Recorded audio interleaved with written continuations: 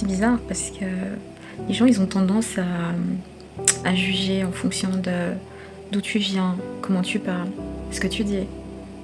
Il faut savoir écouter parce que il y a des gens, tu vois, ils viennent d'un endroit très lointain, ils sont maladroits, mais des fois ils disent des choses très pertinentes.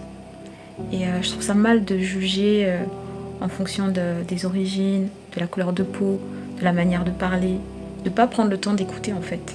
C'est triste de voir qu'on vit dans un monde comme celui-là. On accorde beaucoup plus de valeur à l'image, à l'argent, à l'origine, au lieu d'accorder plus d'importance à la matière, à la pertinence, aux valeurs. C'est triste. Une personne ne devrait pas être définie par d'où elle vient. C'est pas de sa faute. On ne décide pas de naître dans une famille pauvre ou dans une famille riche. Les choses, elles sont comme elles sont et on fait avec. Nous restons avant tout des êtres humains. À chaque fois qu'un drame survient, posons-nous cette question. Et si c'était mon père, ma sœur, mon frère ou ma mère? Il faut s'élever, sensibiliser nos proches pour que les choses changent. Nous vivons dans une société où ceux qui sont au pouvoir ne se soucient pas toujours de ces réalités. Alors si ce n'est pas nous, ceux d'en bas qui agissons, qui le fera?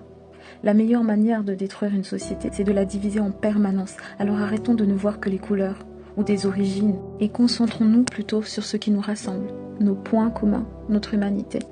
J'ai la vision de toutes ces personnes qui se lèvent chaque matin pour leur famille, des personnes honnêtes, intègres, qui respectent les règles, qui travaillent dur et pourtant sans cesse.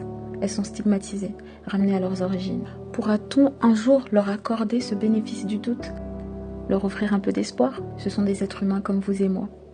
Et rien, absolument rien, ne justifie qu'on déshumanise son prochain. Nous vous regardons pour qui vous êtes, pas pour ce que vous avez, ni d'où vous venez. Le savoir-vivre, l'ouverture d'esprit, ça compte pour la société, mais aussi pour chacun de nous, parce que l'ouverture, le respect, l'humanité ont un impact direct sur notre bien-être et notre santé mentale. Prenez soin de vous.